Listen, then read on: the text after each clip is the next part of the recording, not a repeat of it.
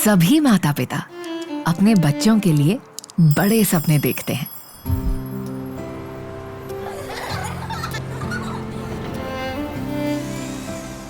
कि वो बड़े होकर स्वस्थ, कामयाब और खुशहाल जीवन जिएंगे।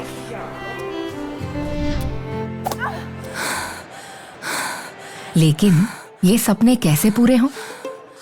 ये दो बातों पर निर्भर करता है। इन सपनों को पूरा करने के लिए परिवारों की किस तरह मदद की जाए और कितनी तेजी से की जाए, क्योंकि जिंदगी में कई उतार चढ़ाव आते हैं। कुछ परिस्थितियां परिवारों में खुशियां और गर्व का एहसास देती हैं, लेकिन कुछ परिस्थितियों का सामना करना मुश्किल हो जाता है। तो भारत को अपना ध्यान किन किन क्षेत्रों में लगाना चाहिए ताकि अगली पीढ़ी का जीवन बेहतर हो सके? आज भारत में बच्चे बड़े होकर जब तक कमाना शुरू करते हैं, अनुमान ये है कि उनकी कार्य क्षमता घटकर लगभग आधी हो जा सकती है अगर वे पूरी शिक्षा और अच्छी स्वास्थ्य सुविधाओं का लाभ नहीं ले पाते हैं। यानी ना तो वो पर्याप्त पढ़ पाएंगे और ना ही पर्याप्त कमा पाएंगे। हमें इस कहानी को तुरंत बदलना होगा। मानव पूंजी का निर्माण और बच्चों की शारीरिक और मानसिक क्षमता को बढ़ाना किसी भी देश के बेहतर भविष्य के लिए सबसे महत्वपूर्ण निवेश है।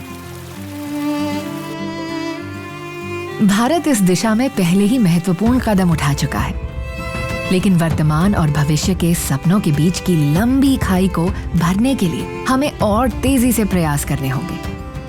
और ये प्रयास बच्चे के पैदा होने से पहले शुरू करने होंगे।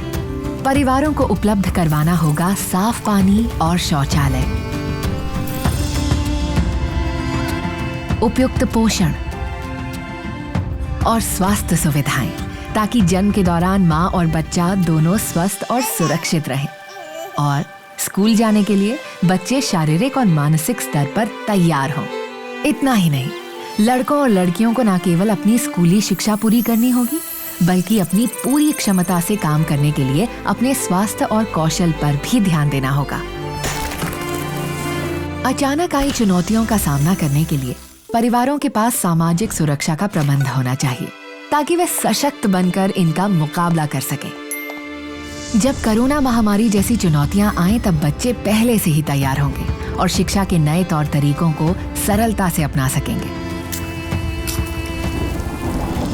और क्लाइमेट चेंज के प्रभावों से बचने के लिए वे उसका समाधान खोजकर आगे बढ़ते रहेंगे।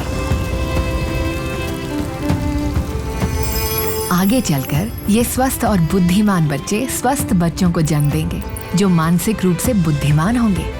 वे अपने बड़ों की देखभाल करने में सक्षम होंगे और पीढ़ी दर पीढ़ी ये सुनहरी कहानी चलती रहेगी। लेकिन इस सुखद अंत के लिए भारत को आज ही कदम उठाने होंगे।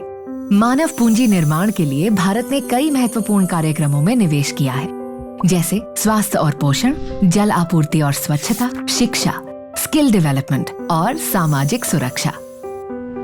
इससे अगले चरण तक पहुंचने के लिए केंद्र, राज्य और नागरिक समाज को मिलकर तेजी से प्रयास करने होंगे, ताकि देश के सबसे बड़े संसाधन उसके लोगों की क्षमता को बढ़ावा मिल सके। लोगों में निवेश करें, देश की कहानी बदलें।